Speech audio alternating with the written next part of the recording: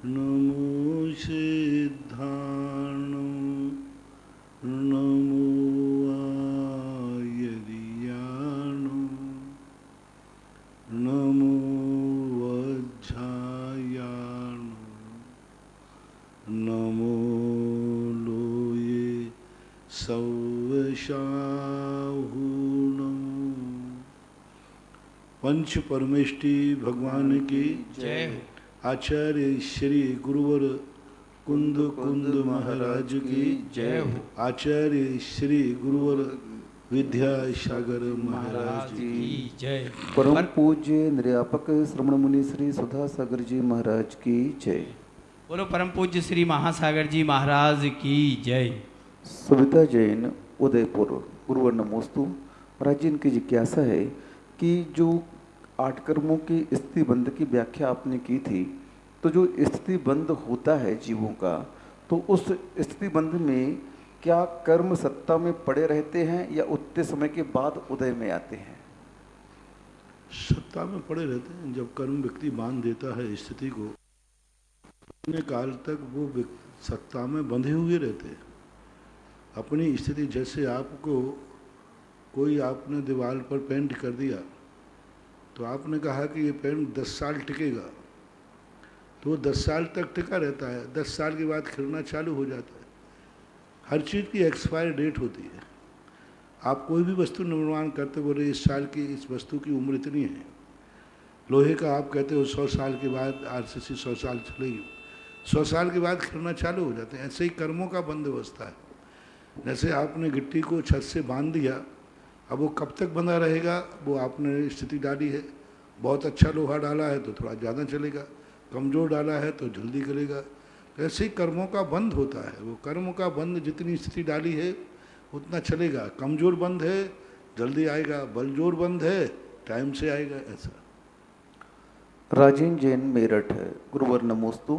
महाराज जी पूछ रहे हैं कि जो अशुभ और शुभ कर्म का आश्रय होता है और उस आश्रय को 8 कर्मों में अपने आप विभाजित हो जाता है, तो महाराज जी कैसे होता है? कोई उदाहरण दे करके हमें आप बताएं। शास्त्रों में इसका उदाहरण दिया। जैसे अपन भोजन करते हैं, तो भोजन कोई भी, अपन ने हरा खाया, दूध पिया, रोटी खाई, अब एक चीज़ खाई है, लेकिन जैसे ही वो अंदर जाएगा 7 धातु में परिणत हो जाएगा। अब उसी भोजन से कफ बनेगा, उसी भोजन से खून बनेगा, उसी भोजन से मांस बनेगा, उसी भोजन से मल बनेगा, मूत्र बनेगा, सब। अब अपने आप देखो, खाया अपन ने एक चीज़ है और जैसे ही पेट में गया 7 धातुओं में परिणत हो गया। अपने आप, किसी ने किया नहीं, अपन ने तो किया नहीं, अपने आप वो मटेरियल निकल कर के अंदर ऑटोमेटिक सिस्टम है ऐसा कि वो 7 धातु में अपने आप परिवर्तित हो जाता है। इसी प्रकार से आप लोग पेड़ को पानी देते हैं, खाद देते हैं, लेकिन वो पत्ते में परिणत होता है, फूल में हो जाता है, कितने कलरों में हो जाते हैं। आपने उतना कलर तो दिए ही नहीं थे। आपने पेड़ हरा हो गया, आपने हरा खाद दिया ही नहीं था। आपका खाद तो यूरिया था, सफ़ेद था। पानी दिया, साधारण दिया, लेकिन वो हरे आ गए, पत्ते फूल पीले आ गए, लाल आ गए, गुलाबी आ गए, फल अपने नाना प्रकार के फल आ गए। तो ये नेचुरल है, उनकी एक स्वाभाविक शक्ति होती है कर्मों के माध्यम से, कि वह कर्म अपने आप 7 कर्मों में स्वतः ही परिणत हो जाते हैं। जिस प्रकार की वहाँ की स्थिति बनती है उस प्रकार का उनका परिणमन हो जाता है। कंचन माला जैन रहली पटना गंज सागर गुरुवर नमोस्तु। महाराज जी ये पूछ रहे हैं कि अंतर मुहूर्त के कितने भेद होते हैं? अंतर मुहूर्त के कितने भेद होते हैं? अंतर मुहूर्त के हजारों अंतर मुहूर्त बनाए जा सकते हैं। 47 मिनट में 47 अंतर मुहूर्त होते हैं। 47 मिनट में जितने सेकंड होते हैं उतने अंतर मुहूर्त होते हैं। आपको कितने कहूँ? अब 47 मिनट के सेकंड निकाल लो, 60 का गुणा कर दो, इतने अंतर मुहूर्त। एक एक सेकंड में हजारों सैकड़ों अंतर मुहूर्त होते हैं। तो अंतर मुहूर्तों की परिभाषाएं बहुत विचित्र हैं। एक अंतर मुहूर्त और एक समय या एक आवली के ऊपर जितने भी समय बनेंगे वे सब उतने प्रकार के अंतर मुहूर्त बन जाते हैं। यस जैन कोटा गुरुवर नमोस्तु। महाराज जी इनकी जिज्ञासा है कि दुख की वास्तविक परिभाषा क्या है? क्या मात्र दुख असाता वेदनी के उदय में ही आता है कि साता के उदय में भी दुख होता है? दुख के सुख, दुख की परिभाषा तो सामान्य ही है, जो हमारे लिए दुख देता है। 3 प्रकार के दुख की परिभाषा है। एक, हमें पहले दुख दिया है, उस दुख को हमारे यहाँ दुख नहीं किया। जो वर्तमान में दुख दे रहा है और भविष्य में भी दुख देगा, उसको भी हमें दुख की परिभाषा में, अतीत में दुख दिया है, वो दुख की परिभाषा में हो कोई नियम नहीं। वर्तमान में दुख दे रहा है, जरूर नहीं कि वो दुख रूप हो, लेकिन भविष्य में भी दुख देगा, वह जरूर दुख रूप होता है। जैसे अतीत में कोई दुख दिया हमें, आज हम उन दुखों को, कष्टों को उठा करके आज हम बहुत अच्छे हो गए। वर्तमान में तपस्या आदि साधु बनकर के कष्ट उठा रहे हैं, लेकिन भविष्य में सुख की स्थिति बनेगी नियम से, पारमार्थिक सुख, अनंत सुख। तो वहाँ जाकर के हमारे लिए वर्तमान के दुख को हम दुख नहीं मानते। मुनिराज अपने दुख को दुख मानते ही नहीं हैं। एक दूसरा दुख जो है कर्म के उदय से होता है। तो कर्म का उदय, जब असाता वेदनी कर्म का उदय आता है, तो मुनिराज भी उपवास कर रहे हैं, तो उनकी असाता वेदनी कर्म का उदय है। कर्म अपना काम कर रहा है और एक अपनी भावना पर, यानी कर्म का असाता अलग है और हमारी मान्यता की असाता अलग है। मान्यता की असाता में साधु कष्टों पर कष्ट उठाता रहता है, लेकिन उसकी मान्यता है कि हमें दुख नहीं है, वो स्वीकार करता है। यदि दुख होता तो वो चलाकर स्वीकार क्यों करता? यदि उसको दुख मानता तो वो उपवास क्यों करता? क्या जरूरत पड़ी थी? दुख मानता तो केशवंश क्यों करता? चलो कुछ 28 मूल कारण करना पड़ता है, उसे मालूम था कि मुनिचर्या में दुख होगा, फिर वो स्वीकार क्यों करता? चलो उपवास आदि जो करता है वो क्यों स्वीकार करता? क्या जरूरत पड़ी थी? इसका सिर्फ है कि वो असाता वेदनी कर्म के उदय को भी वो दुख मानने को तैयार नहीं है, और उसके दुख की अनुभूति होती भी नहीं। वो तो ध्यान में बैठकर परमानंद में लीन हो जाता है। तो इस प्रकार के दुख की परिभाषाएं अनेक प्रकार से बनती हैं। कर्मकृत दुख है वो तो असाता कर्म के उदय से आएगा, लेकिन मान्यताप्रद जो दुख है वो हमारी भावना, हमारे सोच, हमारे विचार पर आश्रित है। प्रबल जैन चरगवा गुरुवर नमोस्तु। महाराज जी, इनकी जिज्ञासा है कि जब मिथ्यात्व के टुकड़े होते हैं तो मिथ्यात्व, सम्यक प्रकृति ये होती हैं, तो महाराज जी इसकी प्रोसेस क्या है, प्रक्रिया क्या है इसकी होने की?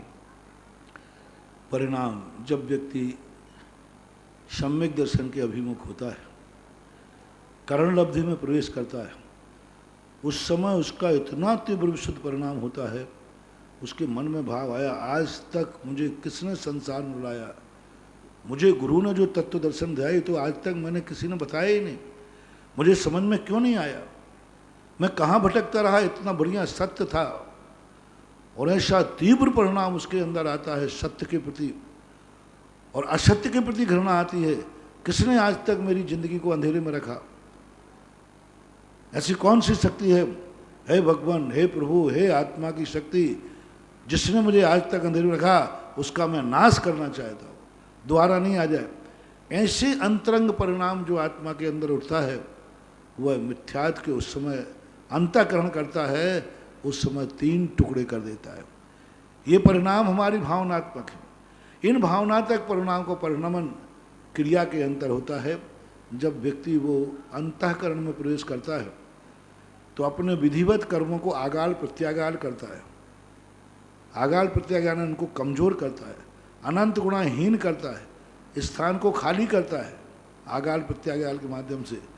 और जब उसका एक इंसान खाली हो जाता है और मिथ्यात्व कमजोर हो जाता है, अनंत अनंत गुणी अनुभाग शक्ति कम की है उसने प्रति समय, क्षयोपशम लब्धि से लेकर के प्रति समय मिथ्यात्व को अनंत गुणी शक्तिहीन कर रहा है, उसको सुखा रहा है प्रति समय।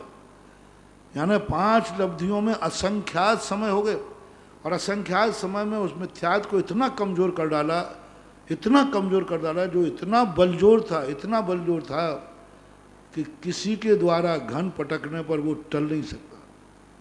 मिथ्यात इतना सशक्त अनुभाग लेके बनता है, उस पर कितने भी घन पटको, कितनी ही विशुद्धि करो, 9वें ग्रेविक तक भी मिथ्या दृष्टि चला जाता है, लेकिन वो मिथ्यात के टुकड़े नहीं कर पाता, पावरफुल है। तो उसकी विधि पूज्यवर नेमीचंद महाराज ने बताई कि इसको पहले सुखाओ, इसको सीधा प्रहार मत करो, इसकी अनंत अनंत गुणी विशुद्धि बढ़ा बढ़ा करके मिथ्यात के अनुभाव को सुखाओ और स्थिति को कम करो। 70 कोड़ा की स्थिति कम करता करता अंता कोड़ा कोड़ी पे ला देता है, उसमें भी संख्यात हजार सागर और कम करता है, और अनुभाग को प्रति समय अनंत गुणाहीन करता करता करता करता जब उसका बिल्कुल शक्ति छीन हो जाती है, उसी समय अपनी विशुद्धि का हथौड़ा पटकता है और मिथ्यात के 3 टुकड़े कर देता है। कुछ ऋषिक ऐसे हो जाते हैं जो टुकड़े करते भबड़ा जाते हैं। जैसे कोई होता है ना, एक ग्रुप हो और तीनों की बढ़िया पिटाई करो जम के, तो एक आध उसमें फूट जाता है, साहब मैंने नहीं किया, मैं तो आपके साथ हूँ। तो सब में कुछ निश्चय ऐसे होते जब हथौड़े का घन पड़कता है तो वे तो बिल्कुल बेचारे इतने निस्तेज हो जाते हैं। पूज्यपाद स्वामी ने कहा कि अनंत गुणों को सुखा करके सम्यक प्रकृति के निश्चय कुछ बच करके अलग आ जाते हैं, वो इकट्ठे होकर के सम्य दृष्टि के साथ हो जाते हैं। साहब मुझे मत मारो, मुझे मत पीटो, मैं आज से तुम्हारा साथ दूंगा, तुम्हारे सम्यक दर्शन में बाधा नहीं डरूंगा, तुम्हें मिथ्यात की तरफ नहीं ले जाऊंगा, उल्टे मार्ग की तरफ। ऐसे कुछ निश्चय का सम्यक प्रकृति बन जाते हैं, हाँ हाँ, सरकारी गवाह बन जाते हैं। और सम्यक मिथ्यात के हैं, लुड़मुड़ रहते हैं, आधे कहते हैं हाँ ठीक है, आधे ठीक है, और मिथ्यात के इस प्रकार की एक प्रोसेस है। इसका विशेष परिणमन करने के लिए आपको लब्धि सार छपड़ा सार देखना पड़ेगा। ऋतुराज जैन USA। महाराज जी, इनका प्रश्न है कि भरतेश वैभव में आया है, भरत चक्रवर्ती का अम्लेच खंड की 32,000 कन्याओं से विवाह होता है, पर विवाह के पूर्व में चारण रिद्धिधारी मुराज उन कन्याओं को उपदेश देकर के अणुव्रत ग्रहण करा दिया जाता है। तो इनका प्रश्न है महाराज जी कि पिंड शुद्धि से क्या तात्पर्य है? इस प्रकार अणुव्रत करा करके ग्रहण कराकर विवाह करना उचित है क्या? पिंड शुद्धि कहाँ आई है, कौन से शास्त्र में आई पिंड शुद्धि? ये इसमें बोल रहे यह प्रश्न, पिंड शुद्धि से क्या तात्पर्य है इनका? पिंड शुद्धि क्या है ये? पिंड शुद्धि कोई चीज़ है, पिंड शुद्धि का अर्थ है उसके गोत्र की शुद्धि है। उसके लिए वृत्ति बना दिया, प्रतिमाधारी बना दिया, पंच अणुव्रत दे दिए, गुणव्रत दे करके उसको संस्कारित किया, और संस्कारित करके फिर उनको परिवर्तित किया। फिर वे द्वारा पीहर नहीं जाती, पुनः फिर मिलेक्ष खंड नहीं जाती, पुनः पीहर को स्वीकार नहीं करती। आजकल लोग ऐसा कहने लगे, महाराज जी पहले राज चक्रवर्ती ने मिलेक्ष खंड की नारियों को लिया, तो आप लोग हम दूसरी जात की लोग आए तो उसमें आपको आपत्ति क्या है? अरे आपत्ति ये है कि वे परिवर्तन करती हैं, पूरा वंश का भी परिवर्तन, पीहर का भी परिवर्तन, सब कुछ छोड़ करके, और जिन धर्म को स्वीकार कर लेती हैं वे मांसाहारी नहीं होती। वहाँ के भी अच्छे कुलों में राजा महाराजाओं की होती हैं, मिलेक्ष खंड में भी राजा महाराजा होते हैं। वे 32,000 रानियाँ पूर्व भव के पुण्य को लेकर आती हैं, वे मांसाहारी नहीं होती। अन्न मत को धारने वाली सबसे बड़ी चीज़ है। वे मिलेक्ष खंडनियाँ जो होती हैं ना, वे मिथ्या मत को धारण करने वाली नहीं होती, वो गृहीत मिथ्या दृष्टि नहीं होती, वो विधर्मी नहीं होती। सबसे बड़ी चीज़ है। आज सबसे बड़ा बार परेशान है विधर्म, और मिलेक्ष खंडनी विधर्मी नहीं होती, उनका कोई धर्म होता ही नहीं है। अब उनको लेने में क्या बात है? विधर्मी है, कोई धर्मी नहीं उनका। सबसे बड़ा कारण है आज विधर्मी से संबंध नहीं, क्योंकि विधर्मी से संबंध बनाने में तुम्हारी जिंदगी में बहुत खतरे आएंगे। जितने जितने संबंध बने हैं ज़्यादातर दुखी उठाते हैं, और ज़िंदगी में संकट आएंगे तो तुम क्या संस्कार क्या बनोगे? कुछ नहीं बन सकता। सौरभ जैन सोडरपुर। गुरुवर नमोस्तु। महाराज जी, इनकी जिज्ञासा है कि जो हम लोग अभिषेक के समय में बीजाक्षर बोलते हैं, तो उस बीजाक्षरों का अर्थ महाराज जी मालूम हम लोग को नहीं रहता कि क्या अर्थ है इसका। आपको जानकारी करना भी नहीं चाहिए। कुछ रहस्य ऐसे हैं जो अर्थ बनने के बाद उनकी अर्थ की जो स्थितियां हैं वो तुम्हारे जीवन से समझ नहीं पाओगे। व्यंजन जो होते हैं इनके ऊपर अपनी साधना को स्थापित किया जाता है। ये वो लवंग के समान होते हैं जो लवंग ना जाने कितने कार्यों में उपयोग होती है, कितने कार्यों में उपयोग होती है। इसी प्रकार ये बीजाक्षर साधक की साधना है। वो उस बीजाक्षर में किसको स्थापित करना चाहता है। ये बीजाक्षर उच्चाटन मारण के काम भी आते हैं, देवताओं की सिद्धि भी काम आते, कर्मों की क्षय के काम आते। साधक अपनी साधना से उसको स्थापित करता है, उसका नेचर देख करके। उनका अर्थ नहीं होता, उनका नेचर होता है। बीजाक्षरों का अर्थ नहीं होता, बीजाक्षरों का स्वभाव होता है, नेचर होता है। अब जो नेचर है, जैसे किसी का अपन कहते ना भैया उसका नेचर कैसा है, पर उसके नेचर के अनुसार साधक उसको मटेरियल देता है, उसको अपने लक्ष्य को स्थापित करता है। और उसके स्वभाव के अनुसार यदि हम उसको कार्य देते हैं तो बीजाक्षर हमारे कार्य की सिद्धि करता है। बीजाक्षर है तो अर्थ कैसा, और अर्थ है तो बीजाक्षर कैसा।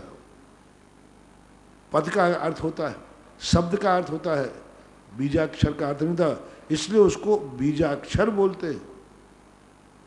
बीज का अक्षर होता है, यानी उसमें ना कोई डाल है, ना पेड़ है, ना कुछ है, मात्र बीज है, ऐसा माना जाए। दिनेश जैन, भेड़ाघाट, जबलपुर। गुरुवर नमोस्तु। महाराज जी ये कह रहे हैं कि बहुत सारी खंडित जैन प्रतिमाएं और जैन अवशेष यहाँ वहाँ पड़े रहते हैं, तो इनकी भावना है कि आपके माध्यम से एक अंतर्राष्ट्रीय ऐसा संग्रहालय बनना चाहिए कि जहाँ पर अपने ये अवशेष सुरक्षित रहें और हम इन्हें व्यवस्थित रख सकें। आप लाइए, कहाँ पड़े।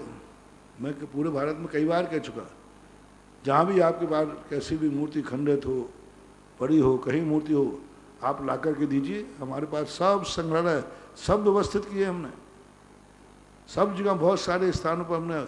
अभी कोटा के अंदर सैकड़ों मूर्तियाँ हैं। अभी म्यूजियम के अंदर एक जैन म्यूजियम, जैन गैलरी खुलवा करके उसमें स्थापित कराई। आप लाएँ तो सही हैं, कहाँ लाएँ, कहाँ है। जहाँ हो, जिसके पास हो, वो ला करके देवे, उनकी व्यवस्था हो जाएगी। दिलीप जैन, कोटा। गुरुवर नमोस्तु। महाराज जी आपने दिन दान का 25% वितरण विभाग करना चाहिए, दान अपनी आय का। जहाँ जहाँ जो भी खंडित मूर्तियाँ हों, 2-3 MP UP वालों के लिए देवगढ़ का स्थान बनाया है। वहाँ आसपास की जो भी खंडित मूर्तियाँ मिलती हों, आप देवगढ़ भेज दीजिए। बहुत बड़ा म्यूजियम है, अभी वहाँ रखी जा सकती है।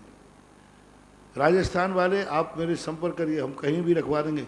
बहुत सारे स्थानों पर खंडित मूर्तियों को संग्रह करने का स्थान बनाया है, तो आप संग्रह तो कीजिए, कहाँ है। दिलीप जैन, कोटा।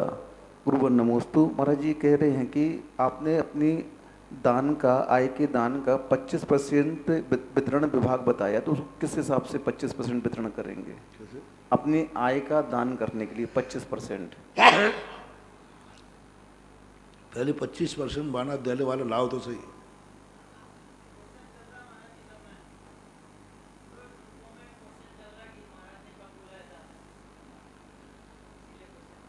%25 पहले बताओ तो सही, कौन दे रहा है।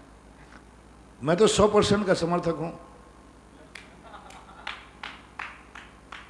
अब 100% नहीं देना चाहो तो फिर कंसेशन करा दे जाओ, 90 पे आ जाओ, 75 पे आ जाओ, 50 पे आ जाओ, 25 पे आ जाओ। अपनी जिंदगी की, अपनी कमाई के 4 भाग करना चाहिए। एक भाग स्वयं के लिए, एक धर्म के लिए, एक अपने परिवार के लिए, और एक अपने मानव जाति के लिए। इस प्रकार से विभाजन करने की अपनी स्थितियाँ बनती हैं। श्राप का चारों में आप पढ़ें, इस प्रकार के विभाजनों का उल्लेख मिल जाए। अंजलि जैन, अहमदाबाद। गुरुवर नमोस्तु। महाराज जी ये पूछ रही हैं कि टैटू क्यों नहीं बनवाना चाहिए। ये टैटू होता है, इसको अपने यहाँ गुदना बोलते हैं, तो आजकल बहुत फैशन इसका चल गया है महाराज जी, और इस टैटू को गुदवाने में बहुत पीड़ा होती है। तो ये कह रही है हम तो और तप कर रहे हैं, शरीर में सहन कर रहे हैं उसको, वो तो हमारी अपनी मर्जी नहीं से करना चाहिए। और मुनिराज इसको आहार क्यों नहीं लेते इसको बनवाने के बाद में? पहली बात तो ये खुदवाना नहीं चाहिए, ये राग की चरम सीमा है, स्त्री वेद के बंध का कारण है। क्योंकि शरीर को इस प्रकार से श्रृंगारित करना। दूसरी बात, कुदना करने के बाद आहार नहीं लेते हैं ऐसा तो नहीं है। मेरी जानकारी में नहीं है कि गुनाह करने वाला, क्योंकि पहले अब ये उनकी खुद की व्यक्तिगत मान्यता हो, बाधा तो नहीं है। मुस्कान जैन दिल्ली, गुरुवर नमोस्तु। महाराज जी, इनकी जिज्ञासा है, आपने प्रवचन किया कि जो कर्म का उदय है उसे सहना चाहिए, लेकिन महाराज जी कब तक सहना चाहिए? इनकी कोई फैक्ट्री होगी, कोई पड़ोसी होगा इनका, तो 25 साल से इन्हें परेशान कर रहा है, और जब इन्होंने उस व्यक्ति को बेचने की सोची तो उसमें भी अड़ंगा लगाया। फिर इन्होंने सोचा कि हम पुलिस में रिपोर्ट लगा दें, लेकिन महाराज जी आपके प्रवचन सुनकर के हमने सोचा कर्म का उदय है, हमने पूरे बांधा इनके साथ में, तो फिर हम उसको कर्म के ऊपर छोड़ दिया। तो ये कब तक उसे कर्म के ऊपर छोड़ते जाएं? देखो, हमने पहले कह दिया, एक सिद्धांत होता है और एक अपनी शक्ति, सहनशीलता की शक्ति होती है। हमने सिद्धांत बता दिया ना, पारसनाथ का उदाहरण, 10 भाव, 10 भाव तक तुम्हें सहन करना है, ये मार्ग है। अब इसमें तुम कितना सहन कर सकते हो? 2 भाव, 1 भाव, 1 जीवन, आधा जीवन, 1 साल, 6 महीने, 1 दिन, 2 दिन, 1 घंटे, 1 मिनट। अब ये निर्णय किसको करना है? हमने मार्ग बता दिया, 10 भाव तक सहन करना है।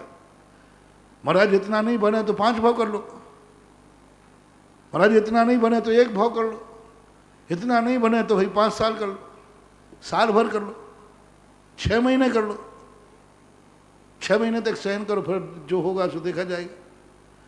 अब कम करते जाओ, तुम्हारा जितना बने, 1 मिनट कर लो कि चलो वो पहली गाली देगा तो हम कुछ नहीं बोलेंगे, करो तो सही, शुरुआत करो। अब बाद की जो स्थितियां हैं उसके लिए कानून पड़ा है, कोर्ट पड़ा है, फिर जैसा मौका होता है, जैसा सामने वाला होता है, वैसा भी किया जाता है। हम यहाँ से मार्ग बताते हैं, अपवाद मार्ग नहीं बताते। अपवाद मार्ग हम बताएंगे तो मार्ग का लोप हो जाएगा, सभी लोग अपवाद मार्ग को ग्रहण करेंगे। हमें बता देंगे 3 बार में नहीं मानो तो 4थी बार में निपटा दो, तो लोग पहली बार में निपटा देंगे। इसलिए हम निपटाने वाली बात नहीं कह पाएंगे, हम तो यही कह पाएंगे सहन करो। अब तुम्हारे निपटाने वाली बात है तुम्हारी क्षमता के ऊपर आसत है। पेपर में नहीं लिखा रहता कि आपको कम से कम कितने नंबर का पेपर करना है। उन्होंने तो 100 नंबर दे दिए, 5 क्वेश्चन दे दिए, आप कितना करोगे ये निर्णय किसके ऊपर आश्रित है। वहाँ ये नहीं लिखेंगे साहब 33 तक आपको करना अनिवार्य है, अरे कोई 33 भी नहीं कर पाएगा। तो जितनी क्षमता है ये आपके खुद की कैपेसिटी है, परिस्थितियां हैं, सामने वाला कैसा है, आप उससे लड़ सकते हो कि नहीं। मान लो मैंने कह दिया कि भर जाओ और वो सामने वाला बलजोर हुआ और तुम निपट गए, तो गए निपटाने और गए निपट गए, तो फिर कहना महाराज जी आपने कहा था निपटा दो। अरे तुम्हारी क्षमता क्या है, तुम्हारी शक्ति क्या है। और मुझे लगता है कि तुम क्षमा भाव नहीं कर रहे हो, सामने वाला बलजोर है इसलिए तुम क्षमा का सहारा ले रहे हो। यदि अभी वो कमजोर होता है ना तो अभी तक तुम उसको निपटा चुके होते। सामने वाला बलजोर है इसलिए तुम ये क्षमा ममा की बातें कह रहे हो कि हम तो क्षमा कर रहे हैं। यदि वो कमजोर होता ना तो अभी तक तुम भी छोड़ने वाले नहीं थे, तुम भी इतने सीधे नहीं हो। श्रावक का विरोधी हिंसा का त्याग थोड़ी होता है, वो विरोधी हिंसा तो कर सकता है अगर कोई श्रावक का विरोधी हिंसा का त्याग थोड़ी होता है। मैंने कहा कल शाम को सुना नहीं, असंयम का दुरुपयोग, असंयम का सदुपयोग, हिंसा का सदुपयोग कल हमने बताया। यदि विरोधी हिंसा का सदुपयोग करना है तो मुनिराज को बचाने में करो, अपने धर्म को बचाने में करो। कल मैंने कितने बढ़िया कहा 5 पापों का सदुपयोग। सभी लोग पुण्य का सदुपयोग बताते, कल मैंने पाप का सदुपयोग, पाप का सदुपयोग, 5 पापों का सदुपयोग करो। तो ये सब तुम्हारी क्षमता, द्रव्य, क्षेत्र, काल, भाव, परिस्थिति कैसी है, सामने वाला कैसा है, तुम्हारी कुवत कैसी है और तुम किस हद तक जाते हो, वो किस हद तक जाता है, इन सब चीज़ों पर विचार करना चाहिए। मार्ग तो यही है कि क्षमा मांगना चाहिए, क्षमा करना चाहिए, मार्ग यह है। लेकिन इस मार्ग को कितना लोग अपना पाए, देख लो, तद्भव मोक्षगामी भी नहीं अपना पाए, नहीं अपना पाए। लेकिन इससे मार्ग तो नहीं बदल जाएगा। उपदेश को हमेशा मार्ग समझना चाहिए, उस मार्ग पर तुम कितना चल पाओगे ये निर्णय स्वयं करना चाहिए। संध्या जैन ललितपुर, गुरुवर नमोस्तु। महाराज जी, इनकी जिज्ञासा है कि 8वें अध्याय के 13वें नंबर सूत्र में वीर्याणाम शब्द आया। वीर्यांतराय कर्म का बंध कैसे होता है और इसके क्षयोपशम के लिए क्या पुरुषार्थ करना चाहिए? वीर्यांतराय कर्म का जो बंध होता है, अपनी शक्ति को छुपाना, अपनी शक्ति का दुरुपयोग करना, अपनी शक्ति से दूसरों को दुख देना, अपनी शक्ति से दूसरों को सुख देना, वीर्यांतराय कर्म का क्षयोपशम बढ़ता है। अपनी शक्ति से दूसरों को दुख देना, वीर्यांतराय कर्म का आवरण बढ़ता है, वीर्यांतराय कर्म का बंध होता है। हमारी शक्ति किसी भी प्रकार की हो सकती है। शरीर की शक्ति से हम किसी को दुख दे रहे, वचनों की शक्ति से मेरे वचनों में प्रभाव है, मैं यदि इसका एक शब्द बोल दूंगा तो इसका मुश्किल हो जाएगा। अपने वचनों के माध्यम से दुख देना, कोई अशुभ शब्द बोलना, अपने मन के माध्यम से दूसरे का बुरा विचारना, जब जब जिस क्रिया से हम दूसरों को दुख देते हैं उस समय हमें वीर्यांतराय कर्म का बंध होता है। जब जब हम अपनी शक्ति को धर्म अच्छे कार्यों से छुपाते हैं, जब जब छुपाएं, जिन जिन अच्छे कार्यों में हम अपनी शक्ति छुपाएंगे वीर्यांतराय कर्म का बंध होगा, और धरती को नहीं छुपाएंगे तो वीर्यांतराय कर्म का क्षयोपशम होगा। सिद्धांत जैन नागपुर, गुरुवर नमोस्तु। महाराज जी, ये पूछ रहे हैं कि कर्म सिद्धांत पढ़ने के लिए कहाँ से शुरुआत करनी चाहिए? कर्म सिद्धांत पढ़ने के लिए सबसे पहले जैन सिद्धांत प्रवेश का गोपाल दास जी बरैया जी ने लिखी, उसको पढ़ना चाहिए। 24 ठाणा पढ़ना चाहिए। इन दो को पढ़ने के बाद फिर आपको सर्वार सिद्धि पढ़ लेना चाहिए कर्म सिद्धांत के लिए, और इसको तत्वार सूत्र आदि को पढ़ने के बाद फिर गोमटसार जीवकांड आदि पढ़ो। ऐसे कृतिका जैन पल्लवपुरम मेरठ, गुरुवर नमोस्तु। महाराज जी, जो थाली आदि में स्वास्तिक आदि बनाते हैं और जो माणना आदि बनाते हैं विधान के समय में, तो उसके साइज का भी कुछ नाप रहता है कि यूं ही सामान्य से बना सकते? साइज का कोई नहीं, जैसा बन सको वैसा बना लो। तृप्ति जैन मुजफ्फरनगर, गुरुवर नमोस्तु। महाराज जी पूछ रहे वर्णी जी कौन थे और इन्होंने क्या क्या कार्य किए? कौन वर्णी? बहुत सारे। हाँ, गणेश प्रसाद जी।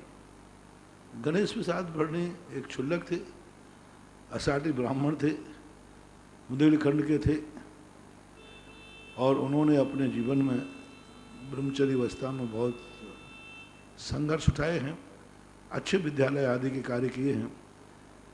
कुछ उनके जन्मजात जैन न होने से वे जैनत्व को उतना नहीं समझ पाए। वो चूँकि दूसरे कुल में उत्पन्न होने से वो जैन धर्म को व्यापक देखना चाहते थे। वो ये नहीं समझ पाए कि व्यापकता करने से हमारे धर्म को हानि हो सकती है।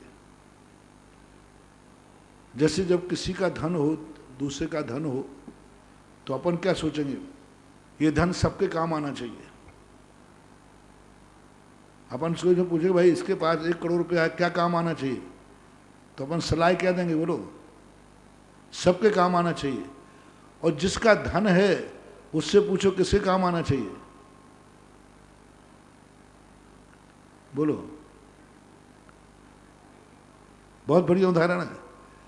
जिसके पास जिसका धन है उससे पूछो किससे काम आना चाहिए, तो बोले मेरा धन है, मेरे काम आना चाहिए, मेरे बेटों के काम आना चाहिए।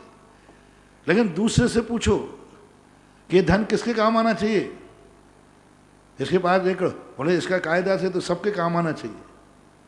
बस वर्ण जी की दशा यही थी। वे जैन धर्म को इतना अच्छा धन मानते थे कि सबके काम आना चाहिए। और पूज्य शांति सागर कहते थे जैन धर्म वो पवित्र धर्म है जो जैनियों के काम ही आना चाहिए। मैंने उदाहरण दे दिया, दोनों में से अच्छा कौन है ये फैसला कर लेना, और फैसला ही नहीं करना, करके दिखा देना। एक व्यक्ति के पास 1 करोड़ है और वो तुम ही खुद हो, हर व्यक्ति से पूछ रहा हूँ। एक व्यक्ति के पास 1 करोड़ रुपया है, पड़ोसी से दुनिया से पूछा 1 करोड़ का क्या करूं, सबने कहा है सबके काम आना चाहिए। उन्हें किसी का नाम नहीं लिया, हर दुखी के काम आना चाहिए। सुधारवादी यही बोलेगा कि नहीं, हर दुखी काम आना चाहिए, हर आवश्यकता काम आना चाहिए, हर गरीब के काम आना चाहिए। लेकिन अब मैं पूछता हूं जिन जिन के पास 1-1 करोड़ रुपया हैं उन सब की राय क्या है कि क्या काम में आना चाहिए। जिनके पास नहीं है उनको तो बता दिया मैंने। अब जिनके पास 1-1 करोड़ रुपया, जिनकी कमाई है, जिनकी मेहनत है, जिन्होंने सुरक्षा किया है, उनसे पूछो, उनकी सहमति पूछो कि ये 1 करोड़ रुपया तुम्हारे पास है, तुम्हारा क्या भाव, किस काम में आना चाहिए। जल्दी बोल दो, सब करोड़पति हो। बस यही अंतर तुम समझ लेना कि वो जैन धर्म को चाहते थे इतना व्यापक हो जाए, सब में बढ़ जाए। और जो जैन धर्म के ओरिजिनल जैन धर्म में जन्मे थे, पूज्यवर शांति सागर आदि महाराज, बैरिस्टर चंपत राय आदि, वो कहते नहीं, ये कमाई है, उन्हीं के काम में आना चाहिए जो इसका पात्र है, जो इसका अधिकारी है, जिसके पास योग्यता है। पात्र के बिना नहीं होना चाहिए। जो इसका 1 करोड़, बाप की संपत्ति के 1 करोड़ का मालिक कौन है? बेटा। और पड़ोसी कह रहा है नहीं, सबके काम आना चाहिए। अधिकारी कौन है? शांति सागर महाराज। पात्र के काम आएगी और वर्ण जी कहते हैं जगत के काम आएगी। बस इसमें अच्छा क्या है, बुरा क्या है, लेक्चर नहीं सुनना चाह रहा हूं मैं। प्रैक्टिकल करके दिखाओ। तुम्हारे पास 1 करोड़ रुपया है, पूरा नगर कह रहा है सबको बांट दो, और तुम्हारा मन क्या कह रहा है, तुम बाप हो, 10 बेटे हैं तुम्हारे, तुम क्या कहोगे? और जो इस बात पर समर्थन करेगा, मैं उसके 1 करोड़ सारी संपत्ति दुनिया में बंटवाऊंगा। हाँ, ठीक बात। ये समस्या थी। समस्या वो जैन धर्म को बाप बन करके नहीं कर पाए, जैन धर्म की व्यापकता से प्रभावित थे, जैन धर्म की महानता से प्रभावित थे। इन 1 करोड़ रुपए में हजारों लोगों के पेट पलेंगे, हजारों लोगों का कल्याण होगा, हजारों लोगों की जिंदगी बनेगी, हजारों लोगों का उद्धार होगा। ये उन्होंने जैन धर्म में देखा था। लेकिन जिसने कमाया है वो इसको नहीं देखता, वो ये देखता है इसका पात्र कौन है, इसका अधिकारी कौन है। शांति सागर जैन धर्म को अपने वो निधि मानते थे कि इसको पात्र को मिलना चाहिए, और ये वो मानते थे कि सारे जगत को मिलना चाहिए। अब मैं कुछ भी नहीं कह रहा हूं दोनों में से अच्छे कौन थे, मैंने तो ऐसा उदाहरण दे दिया कि तुम्हारा खुद चक्कर आ जाएगा। हाँ, 1 करोड़ रुपया तुम्हारा है, सारी दुनिया कह रही जगत के काम आना चाहिए, तुम्हारी आत्मा क्या कह रही, तुम एक बाप हो, तुम्हारी कमाई है, तुम्हारी निधि है, तुम्हारी संपत्ति है, जो उसका अधिकारी है उसको दोगे कि दुनिया को बांट दोगे? क्यों रे भाई, बोल भाई दे हैं। और विनोद भैया से पूछो तेरी संपत्ति क्या दो हैं। अब विनोद से पूछो भाई, विनोद से मैं पूछूं इसके बाद 1 करोड़ रुपये क्या करें? अरे महाराज सारे जगत में बंटवा दो गरीबों के लिए। और जिसने कमाया है उससे पूछो वो क्या कह रहा है। बस यही अंतर था, वो उसको नहीं समझ पाया कि इतना व्यापक करने में धर्म लुट जाएगा, धर्म चला जाएगा, धर्म बढ़ जाएगा, अनधिकृत को कभी नहीं देना चाहिए। वो नहीं समझ पाए क्योंकि वो पड़ोसी थे। वो जैन धर्म उनकी आत्मा की पर्याय नहीं बन पाया। जैन धर्म को वो कुल जाति परंपरा से नहीं समझ पाए। यदि वंश परंपरा से उनको जैन धर्म मिलता तो शायद वो इतनी व्यापकता पे ना जाकर के वो कहते नहीं, पात्र को ही मिलना चाहिए। इसलिए वर्ण जी ने बहुत सारे काम किए हैं, लेकिन कुछ कार्य ऐसे किए जिस कारण से वो स्थान समाज में नहीं पा पाए जो स्थान साधु संतों के बीच में उनको मिलना चाहिए। ये उनका एक सोच। मैंने कह दिया क्यों नहीं पा पाए, मैंने बिल्कुल ऐसा उदाहरण दिया है, इस उदाहरण से आप अंदाजा लगा लेना, और ये उदाहरण तुम हर चीज में लगा लेना। डाली जैन डिंडोरी अमरकंटक गुरुवर नमोस्तु। महाराज जी ये पूछ रही हैं कि जब रत्नत्रय की तिलक करते हैं तो उस तिलक के दौरान में सम्यक दर्शन, सम्यक ज्ञान, सम्यक चरित्र की पूजा की जाती है, तो तीनों पूजा एक साथ करनी चाहिए क्या? एक एक दिन तीनों पूजा करनी चाहिए? तीनों एक साथ ही रत्नत्रय करते हैं, अलग अलग कर लो तो कोई बात नहीं, लेकिन तीनों दिन तीनों की कर लो तो कोई बाधा नहीं है, कर लेते। परम पूज्य आचार्य गुरुदेव श्री विद्यासागर जी महाराज के परम आज्ञानुवर्ती शिष्य निर्यापक श्रवण मुनि पुंगव श्री सदासागर जी महाराज के मुखारबिंद से देश विदेश में अपने घरों पर विराजित सभी भक्त जो कि जिज्ञासा भेजने वाले हैं, सुनने वाले हैं, देखने वाले हैं, जिनवाणी चैनल और सुधा कलश चैनल के माध्यम से अपने घरों पर समाधान पाते हैं, और गुरु के मुख से निकली हुई बात को अपने जीवन में आत्मसात करते हैं, उन सभी भक्तों की ओर से गुरुवर के चरणों में त्रिवार नमोस्तु नमोस्तु नमोस्तु। सहस्कूट जिनालय जो कि बिजोलिया में बनने जा रहा है, उस सहस्कूट जिनालय के लिए विज्ञान नगर कोटा से Shrimati Anshu Jain SBI branch manager, उन्होंने जन्मदिवस के अवसर पर एक प्रतिमा विराजमान करने की भावना भाई है। सांगानेर श्रवण संस्कृति संस्थान हेतु विजयंत कुमार, मीना, मृणाल, नताशा, वंशिका, योगित, मुकुल, मोनिका, गर्वित जैन, अलवर, इन्होंने एक छात्रा के खर्चा के लिए 1,51,000 रुपए की राशि प्रदान करने की घोषणा की है। साथ ही स्वर्णदान एक असीमकालीन भक्तामर जो बिजौलिया में चल रहा है, इस हेतु 51,000 रुपए की राशि अनीता, अनिल, अमन, अन्वेषा, आरोही जैन, मिर्जापुर, उत्तर प्रदेश से प्राप्त हुई है। और स्वर्णदान हेतु विश्व के बड़े बाबा की वेदिका पर स्वर्ण कार्य के लिए नवीन, मधु, राशि, डॉक्टर नितिन, डॉक्टर बीनू जैन, शहादरा, दिल्ली से इनकी घोषणा आई है। सभी के सम्मान में जोरदार तालियां। महाराज जी, प्रथम जिज्ञासा है, नमोस्तु गुरुवर विजय जी पहाड़िया जयपुर से पूछ रहे हैं, क्या महाराज श्री घर की छत पर घूमते हुए माला जाप करते हैं तथा भावों से तीर्थ एवं अतिशय क्षेत्र की वंदना करते हैं?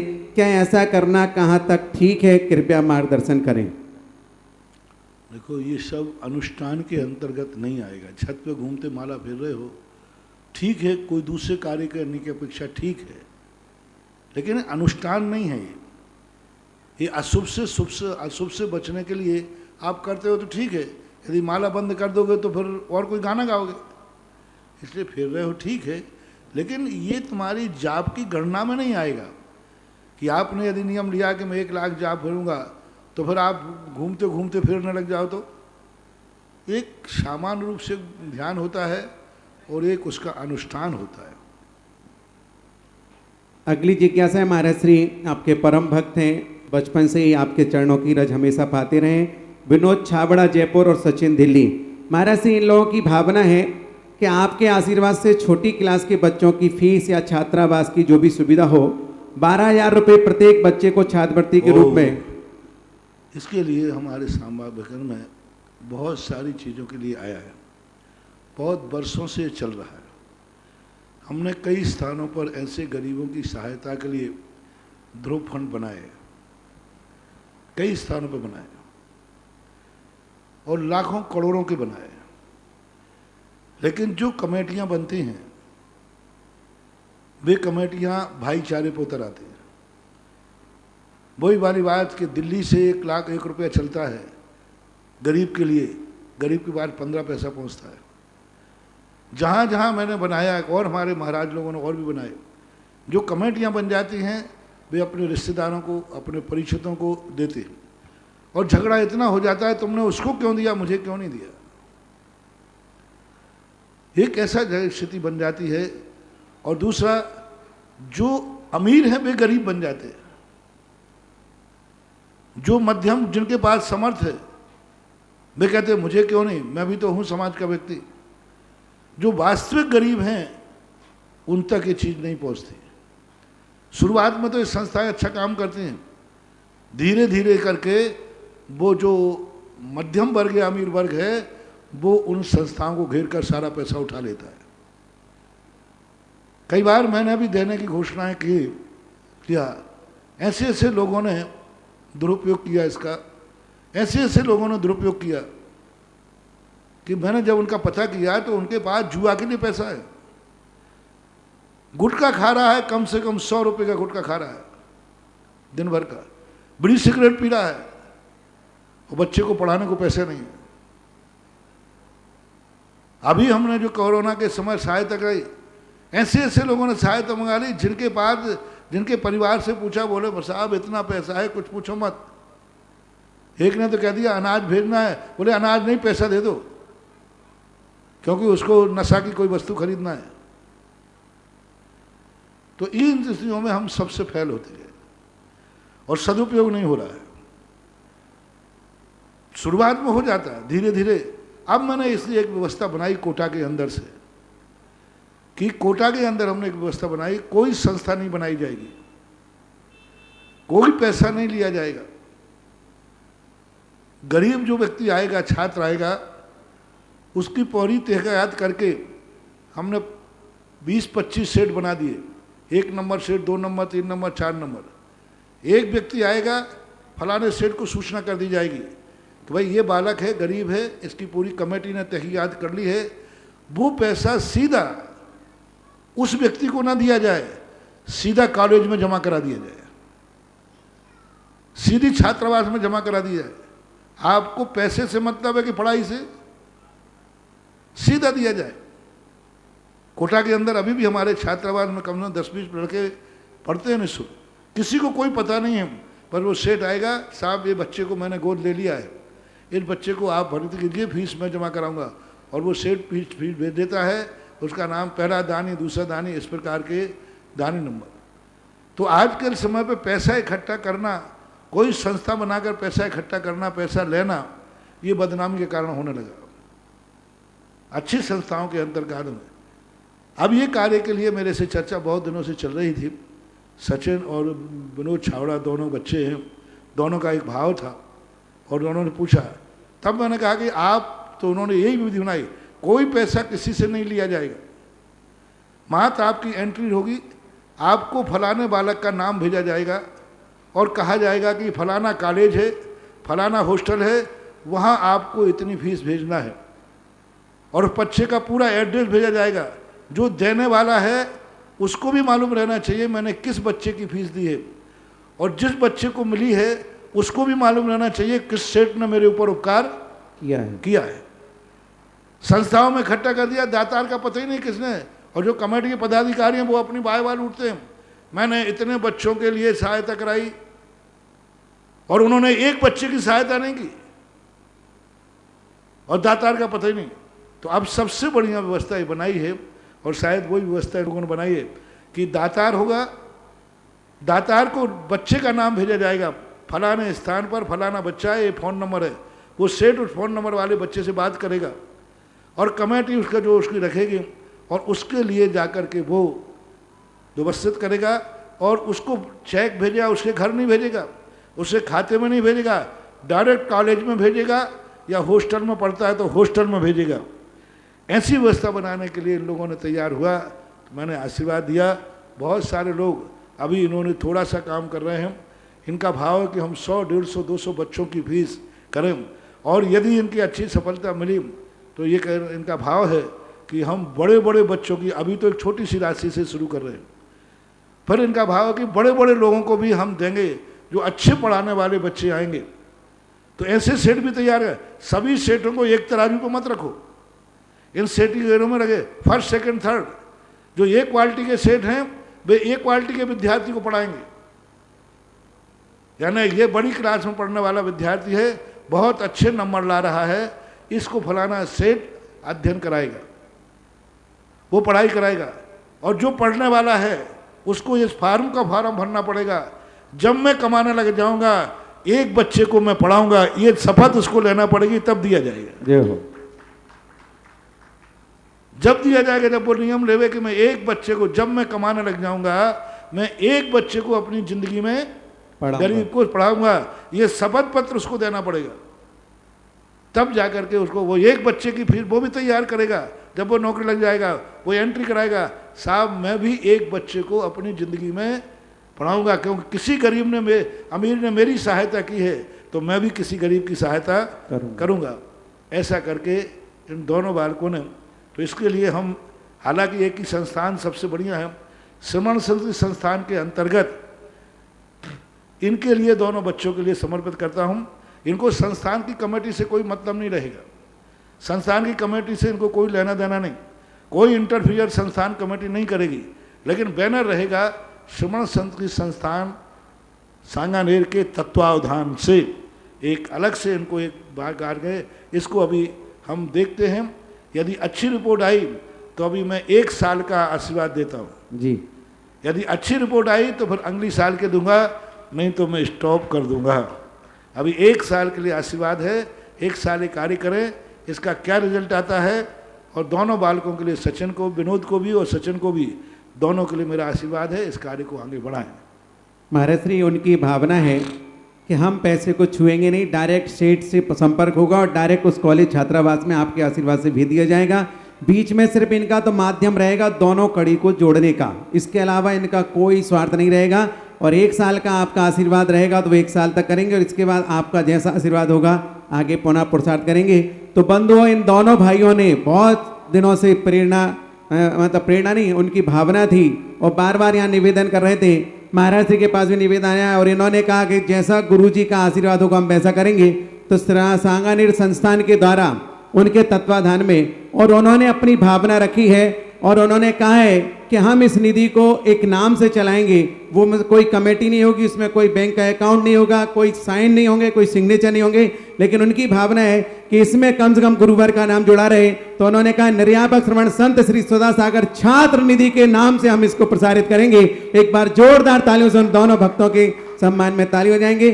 कल हम फिर इन भाइयों से संपर्क करके जो भी होगा आगे की चर्चा पुनः फिर करेंगे अगली जिज्ञासा रिकॉर्डिंग के माध्यम से। परम पूज्य निर्यापक श्रमण के चरणों में हम सब बहनों का कोटि-सा नमन। मुनिश्री, एक जिज्ञासा है। आचार्य पूज्यपाद स्वामी सर्वार्थ सिद्धि में 5वें सूत्र की व्याख्या करते हुए उन्होंने जीव में घटाया आगम द्रव्य जीव, नौ आगम द्रव्य जीव, आगम भाव जीव और नौ आगम भाव जीव। तो जीव में तो घटा दिया इन्होंने।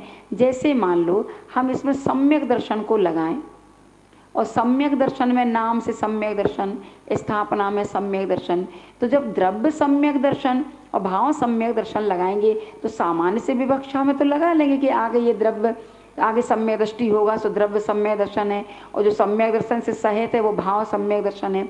यदि हम इसमें इस तरीके से लगाएं तो आगम द्रव्य सम्यक दर्शन, नौ आगम द्रव्य सम्यक दर्शन, तो ये कैसे घटित होगा?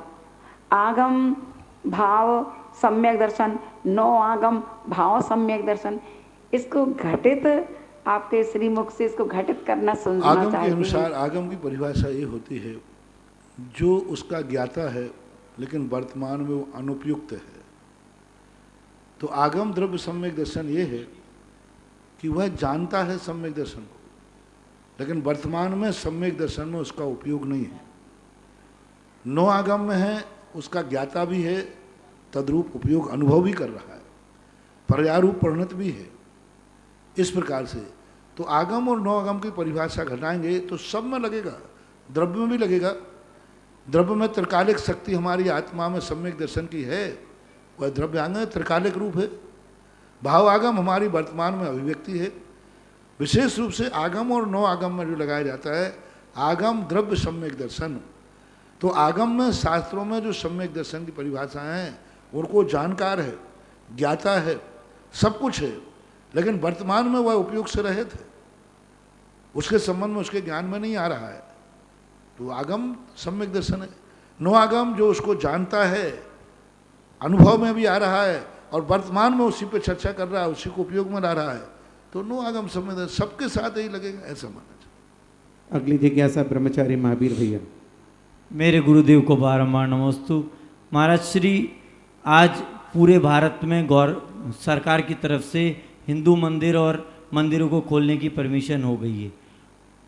अपने जैन मंदिर जो जैन क्षेत्र हैं कुछ खुल गए हैं, अब कुछ क्षेत्रों पर कमेटियों ने खोले नहीं है, तो कमेटियों पे दबाव आ रहा है कि आप भी इन क्षेत्रों पे दर्शन की परमिशन दें। ठीक है, तो ऐसे कमेटी को चर्चा चल रही है इस पर। सरकार के पास तो कोई समय होता नहीं, कभी भी उन्होंने देखो किस समय उन्होंने मंदिर खोलने की समय दिया, जिस समय सारे लोग इसको श्राद्ध मानते हैं, सारा भारत इसको श्राद्ध मानता है, अशुभ मानता है। अंग्रेजों ने जब देश की चाबी दी तो बोले रात के 12 बजे दूंगा मैं तो, भाई प्रातः काल तो बोले नहीं रात आधे दूंगा।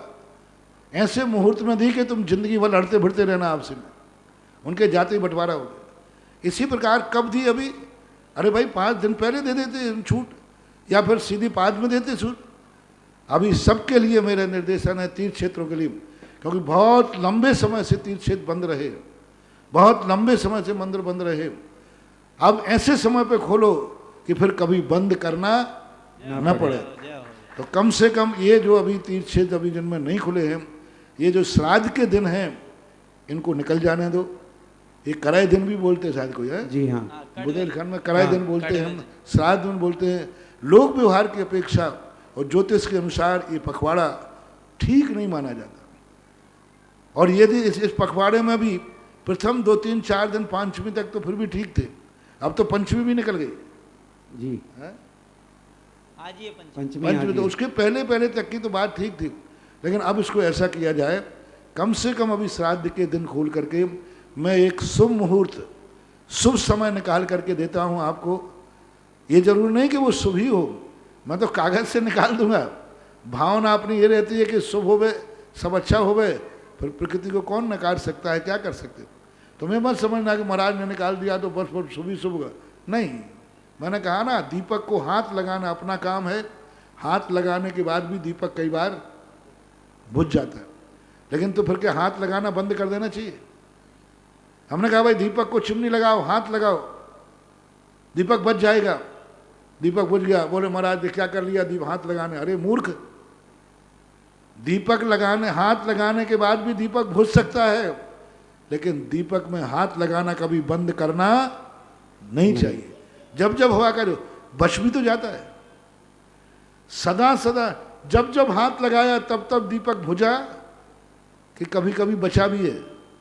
बचा है। बचता ज्यादा है कि बुझता ज्यादा है? बचता ज्यादा है। मेरे मेरे दीपक तो बचते ज्यादा हैं, बुझते कम हैं। जय हो। चिमनी लगाने के बाद दीपक बचते ज्यादा हैं कि बुझते ज्यादा हैं? बचते ज्यादा है। बचते ज्यादा। तो ये सब मुहूर्त वगैरह बुझते दीपक को हाथ लगाने के समान है।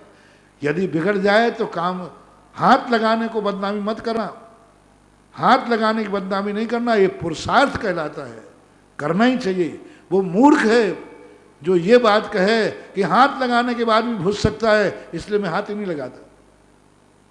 वो मूर्ख है, अज्ञानी है। इसलिए हाथ लगाने के लिए आज प्रश्न आया है, मैं इसके लिए कर रहा हूँ। अभी ये मानस बना लें, जो खुल चुके हैं ठीक है, जिनमें खुल गए चालू हैं उनके लिए बंद नहीं करना, लेकिन जिनमें अभी चालू नहीं हुए हैं, जैसे अभी सांगानेर है, ज्ञानोदय है, शायद आमावई है, सुदर्शनोदय है, सब इनके लिए क्या व्यवस्था बनाना है, मैं इसके लिए एक आध दिन में सोच के बता देता हूँ। इतना पक्का है कि अभी इस श्राद्ध के दिनों में जो तीर्थ क्षेत्र अभी नहीं खोले हैं, और जो मेरी बात को मानते हैं उनके, जो नहीं मानते उनके लिए मेरा कोई उपदेश नहीं है।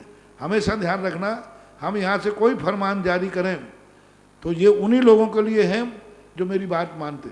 जो नहीं मानते उनके लिए मेरा कोई आदेश नहीं, कोई उपदेश नहीं, वे फ्री है। इसलिए जो मानते हैं उनके लिए अभी श्राद्धों तक बंद रखना है। उसके बाद मैं तुम्हारे लिए एक शुभ मुहूर्त कुछ समय बताता हूँ, उसमें भी मर्यादा के साथ, क्योंकि हमारे लोग जैनिक कानून, सबसे ज़्यादा अब जैनियों पर कहर हो रहा है, सबसे ज़्यादा जैनियों में। बिजोलिया के अभी एसडीएम में आए, बोले महाराज जी अभी तक बिजोलिया में एक अजैन नहीं मरा, और कोरोना से जैनी को मरना शुरू हो गया। क्यों? जैनी कानून नहीं मानता, जैनी मर्यादा में है ही नहीं, और जैनी सुचंद हो जाता है, और व्यापारी वर्ग है, सारी मर्यादाएं जैनी तोड़ रहे और मेहनत करते नहीं। अरे मजदूरी मर्यादाएं तोड़ रहा है, लेकिन वो दिन भर धूप में तो रहते, मेहनत तो करते। मर्यादा भी तुम तोड़ रहे हो और एसी में बैठ रहे हो। तुम्हारा शरीर कमजोर है, मजदूरों का शरीर नहीं है, उनको कुछ नहीं होना, उनके शरीर में बहुत ताकत है। पर जैनी लोग अनुशासनहीन हो जाते हैं, थोड़ी छूट। मेरे सामने मैंने 10 बार यहाँ छूट दी, लेकिन जब भी अभिषेक देखने खड़े होंगे बिल्कुल सब एक साथ खड़े हो जाएंगे। मैंने कहा भैया तुम्हें छूट दे रहा हूँ, व्यवस्थित खड़े हो। इतना मैंने पहली बार देखा किसी बीमारी पर इतना। हर मोबाइल बोल रहा है जब भी घर से बाहर निकलो व्यक्ति से 6 फुट दूर रहो। मोबाइल तो सबके पास होंगे ना जी। बोलो प्रतिदिन मोबाइल में आप कितने बार खोलते हो? 100 बार। 100 100 बार वो कह रहा है कि 6 फुट दूर रहो, मुंह को बंद करके रखो। कितने लोग उस बात में? आज तक मैंने किसी बीमारी में इतना सावधान करते नहीं देखा। फिर भी जैनी नहीं मार रहे, जैनी 6 फुट दूर नहीं रह रहे, मास्क लगा के नहीं बाहर निकल रहे, सैनिटाइजर अपने जेब में रखो कहा है, वो नहीं कर रहे, कुछ नहीं कर रहे। क्या करें हम? इसलिए बहुत डर लगता है। तीर्थ क्षेत्रों खोलने के बाद मैं बताऊंगा किस मर्यादा के साथ खुले। मात धर्मशालाएं नहीं खोली जाएंगी अभी। मात मंदिर में दर्शन करने की बात को मैं समय दूंगा किस दिन से करना है, कोई कमेटियों पर दबाव मत दें, उन कमेटियों के लिए मैं निर्देशित कर दूंगा। नमस्ते महाराज। अगली जिज्ञासा पुनः रिकॉर्डिंग के माध्यम से। निर्यापक मणि श्री सुधासागर जी महाराज को नमस्तु। महाराज जी, क्षयोपशमिक सम्यक दर्शन की उत्कृष्ट अवधि 66 सागर, और ये शुभ आयु में ही होता है। तो वो शुभ आयु तो हैं देव और मनुष्य। तो जो जीव क्षयोपशमिक सम्यक दर्शन वाले थे, तीर्थंकर प्रकृति बांधकर नरक गए, तो नरक में क्षयोपशमिक दर्शन उनको प्रकट हुआ। तो ये कैसे घटित होगा? बताया ये गया कि ये शुभ आयु यानी देव और मनुष्य में ही होती है। कृपया शंका का इसके समाधान दो करें। कारण हैं। पहला बात, उसने जब आयु बंद की थी तब वो सम्यक दृष्टि नहीं था। वध्यायस कहलाते हैं। कर्म सिद्धांत के अनुसार सम्यक दृष्टि को तो नियम से शुभ आयु ही बनती है, ही लगाना भी लगाने की जरूरत ही नहीं है। लेकिन उसने आयु पहले बांध ली मिथ्यात्व के साथ, निकृष्ट परिणाम के साथ। आयु बंधने के बाद फिर सम्यक दर्शन प्राप्त किया। अब इसमें दो सम्यक दर्शन प्राप्त हुए, एक क्षयोपशम और एक क्षायक। तो क्षयोपशम सम्यक दर्शन जब प्राप्त कर लिया उसने, और नरक आयु पहले बांध ली थी, अब वो आयु का बंद होने के बाद फिर पलटा नहीं जा सकता। तो वो क्षयोपशम सम्यक दृष्टि जब नरक जाएगा, एक अंतर मुहूर्त के लिए तीर्थंकर प्रकृति का बंध रुक जाएगा। मिथ्या दृष्टि है, आयु भी मिथ्यात्व के साथ बांधी है और मरेगा भी जाकर के मिथ्यात्व के साथ ही। क्षयोपशम सम्यक दृष्टि नियम से वह गुणस्थान है, एक अंतर मुहूर्त के उसे मिथ्या दृष्टि होना ही पड़ेगा। इसलिए निर्णय हो गया कि सम्यक दृष्टि को नरक आयु का बंध नहीं होता है, और क्षयोपशम सम्यक दृष्टि सम्यक दर्शन के साथ नरक नहीं जाता है। मिथ्यात्व के साथ आयु बंद की, बाद में सम्यक दर्शन हुआ, मरण करते समय सम्यक दर्शन छूटा, और वहाँ जाकर के एक अंतर मुहूर्त बाद पर्याप्तक होते ही पुनः उसने सम्यक दर्शन प्राप्त कर लिया, तीर्थंकर प्रकृति का बंध चालू कर लिया। एक अंतर मुहूर्त को तीर्थंकर प्रकृति का बंध रुक जाता है। अब दूसरा कोई व्यक्ति ने अशुभ कर्म मिथ्या दृष्टि के साथ नरक आयु का बंध कर लिया, और बाद में उसने क्षायक सम्यक दर्शन प्राप्त किया, राजा शरणक जैसा। तो क्षायक सम्यक दर्शन तो छूटेगा नहीं, लेकिन वो पहली पृथ्वी तक जाएगा। तो सम्यक दृष्टि ने नरक आयु का बंध नहीं किया, नरक आयु बंद करने के बाद उसने सम्यक दर्शन प्राप्त कर लिया, ऐसा मानना चाहिए। यदि सम्यक दर्शन है आयु बंद के समय या मरते समय, तो नियम से वो देव ही जाएगा, और देवों में सम्यक दर्शन है तो वो नियम से मनुष्य ही बनेगा। अगली जिज्ञासा पुनः रिकॉर्डिंग के माध्यम से। गुरुवर नमोस्तु। मैं सुधीर जैन परासिया से। गुरुवर, मेरी जिज्ञासा ये है कि जब किसी साधु संत की संलेखना होती है तो वे परद्रव्य का आलंबन लेते हैं, जैसे पंच परमेष्टि आदि का, या स्वतत्व या आत्मचिंतन, अपने आत्मस्वरूप का चिंतन करते हैं। अगर कोई स्वाध्यायी अव्रत सम्यक दृष्टि है तो उसे अंत समय में अपना ही मतलब अपने आत्मस्वरूप का आलंबन लेना चाहिए या पंच परमेष्टि का? मेरी जिज्ञासा का समाधान करें। अविरत सम्यक दृष्टि की समाधि नहीं होती। अविरत सम्यक दृष्टि कभी समाधि नहीं, उसका बाल मरण कहा। पूज्यवर शिवकोटि महाराज ने स्पष्ट उल्लेख किया, बाल पंडित मरण से समाधि होती है, चाहे त्रियंश हो चाहे मनुष्य हो। अविरत सम्यक दृष्टि की समाधि होती ही नहीं है। जैसे वो संलेखना लेगा तैसे उसे सबसे पहले वृत्ति बनना पड़ेगा, सबसे पहले वृत्ति बनाया जाएगा। परिग्रह प्रमाण, क्षेत्र न्यास, हिंसा आदि का एक देश त्याग, अणुवृत्ति बनाना ही पड़ेगा उसको। कई आचार्यों ने तो संलेखना को अणुव्रतों में एक शिक्षाव्रत में रख दिया। शिक्षाव्रत में एक संलेखना है, समंत भद्र महाराज ने लिखा शायद, नहीं शायद उन्होंने अलग से रखा संलेखना को, कई आचार्यों ने कहा।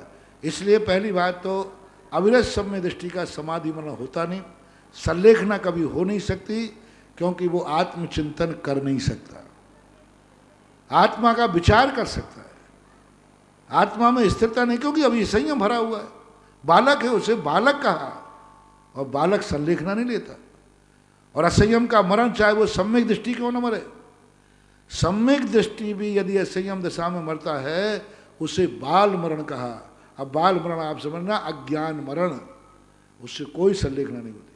संलेखना लेने के लिए उसे पंचम गुण स्थान स्वीकार करना ही पड़ेगा, व्रत लेना ही पड़ेंगे, बिना इसके संलेखना होती ही नहीं। अगली जिज्ञासा पुनः रिकॉर्डिंग के माध्यम से। गुरुवर के चरणों में अनंतो बार नमोस्तु। गुरुवर, ये प्रश्न मेरे पड़ोसी का है। उसका बेटा, उसने अपने बेटे को अच्छी परवरिश दी, पढ़ाया लिखाया, अब वो जॉब करने चला गया है। लॉकडाउन के दौरान वो यहाँ पे रहा तो उसने अपने पिताजी से 4-5 बार लड़ाई करी काफ़ी।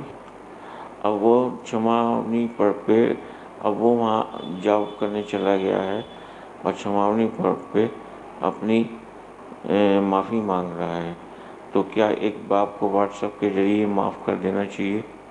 ये समस्या का समाधान।